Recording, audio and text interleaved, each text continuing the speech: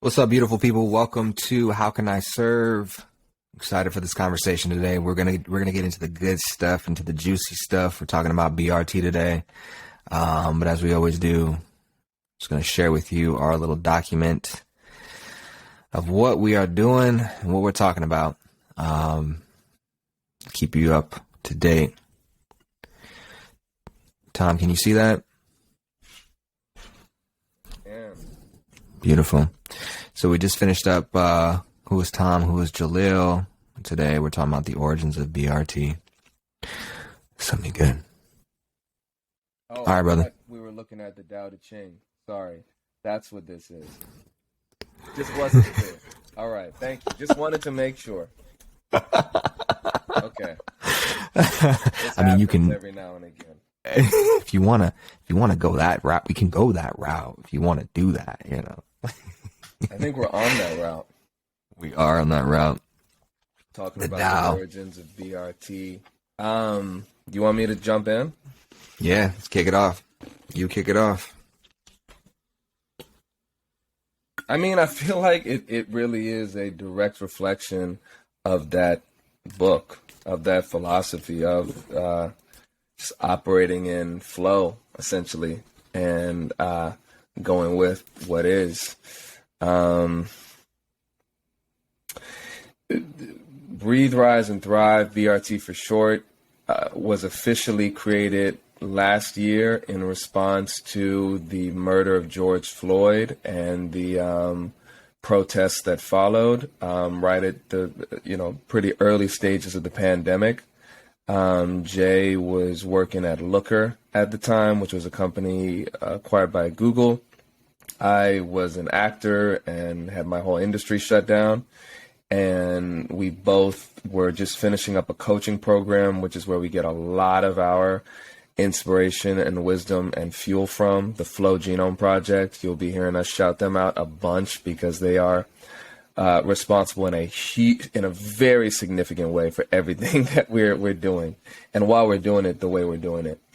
And he and I had this realization that there was this huge gap in consciousness. There's this huge gap in awareness. There's this huge gap between those who have the resources to pay for a 4-day in-person, 4-month virtual coaching program that we were in, which gave us the tools to really navigate an incredibly uncertain, scary time. And then there were those who didn't.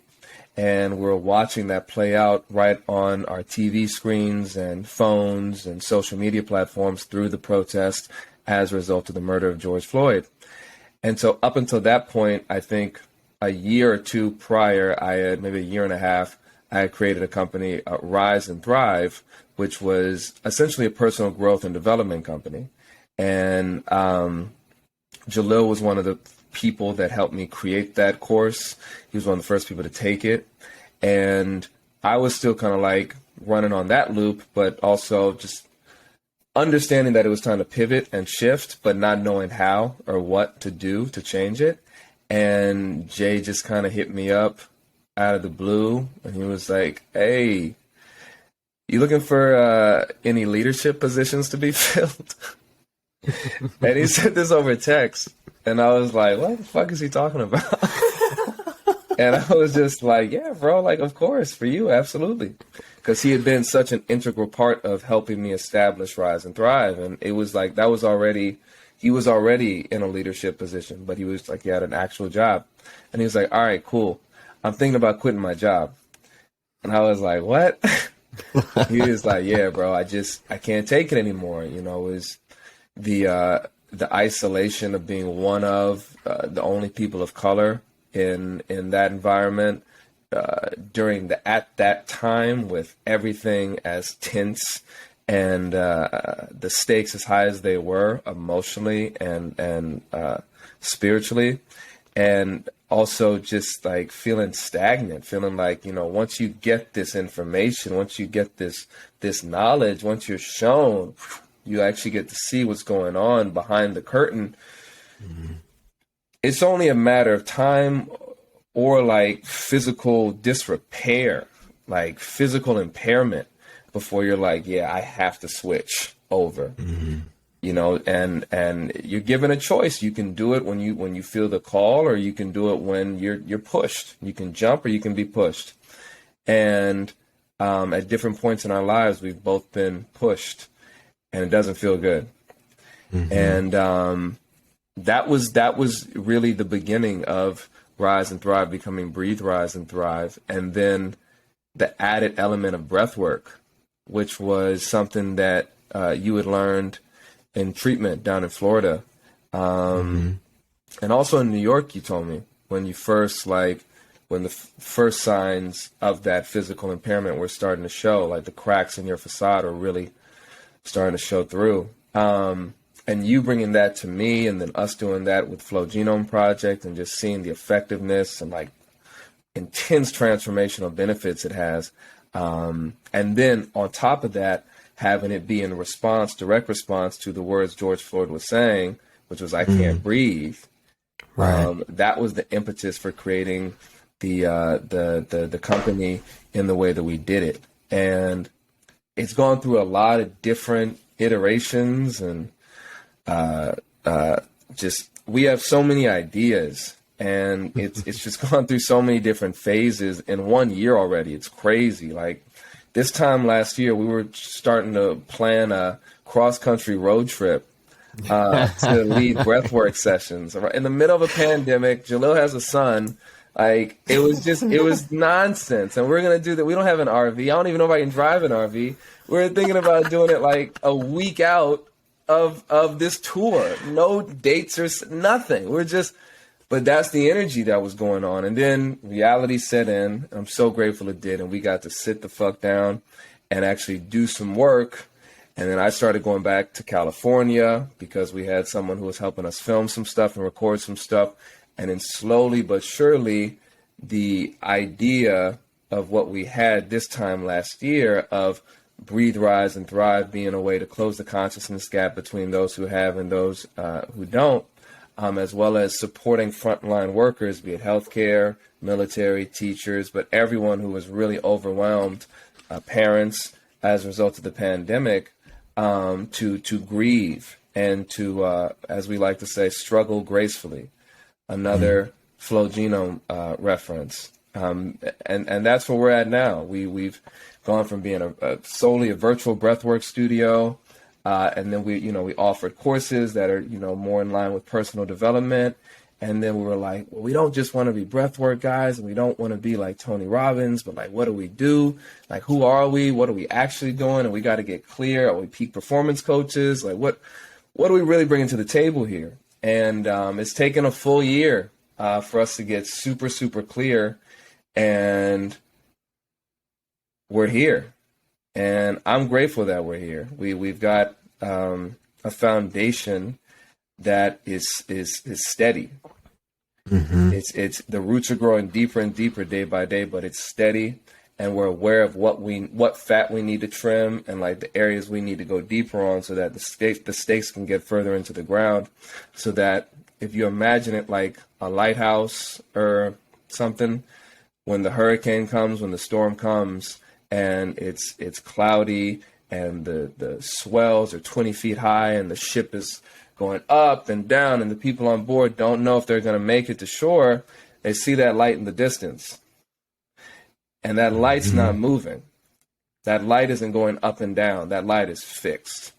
That light is rooted. And that's what we're serving. That's what we're serving. Something that is fixed in place. It's rooted in groove. It's rooted in music. It's rooted in reconciliation. It's rooted in healing. It's rooted in transformation. It's rooted in community. Because the reality is that we don't have time to play these identity games anymore. We don't have time to play out the story of, I want the house and the car and the wife and the kids to private school. If the world keeps going the way it is, which it's going to, as a result of past actions on the part of trying to accomplish and acquire all those materialistic possessions, there won't be air to breathe that's clear enough to have the house, the wife, the kid, and the private school, let alone be able to afford it, And so what we're really just trying to do is provide the tools, the resources, and most importantly, like a space, a hub for community and healing and expression within community. And we do that through breath work. We do that through dance and chanting. We do that through mental and emotional fitness. We do that through courses. And we do that through this podcast and everything else that we're going to be doing as we continue to grow. But it's been quite a journey, and it's just the beginning. And I'm super, super grateful to have you in my life, as I've told you a bunch of times, because when you really, it's like when you really start to see what's going on, you realize, yes, you may feel like you're alone. You're not alone, but you're definitely going to feel lonely because most people do not and will never see what's actually going on. And I'm speaking from a place of ignorance because I only know so much of what's going on, you know? But I can say that I see enough to understand and accept what I don't know, I don't know. And to have someone in there with you that's going through the same experience from their own personal vantage point, it's incredibly grounding, and I'm incredibly grateful for it. And to be able to create this with you, I know is a prong on my assignment here on earth from God. And I don't mean God in a Christian religious sense, because I just want to put that context out there, because I know we are in America, Judeo-Christian nation. I mean God is consciousness. And I mean God is understanding that the teachings of God are not just valid in those books, they're valid right now. And we need them, and we need them. And having someone walk that path with you is really, really beautiful. Oh. Ha. You're. Oh, I bet you're.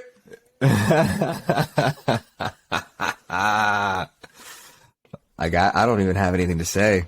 That was beautiful. And that's the origin, you know. That's the origin. That's where we're at. And I'm grateful for you too, brother. It's been a crazy, unbelievable journey so far. And I think the only thing I'll add, since I feel inclined to do so at this point, is there are two things.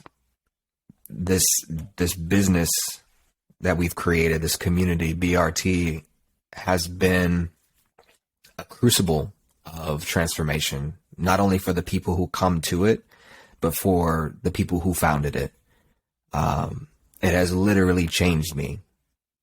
It's forced me to grow up, to be more responsible, to be more accountable, to be more authentic, to live in accordance to my design.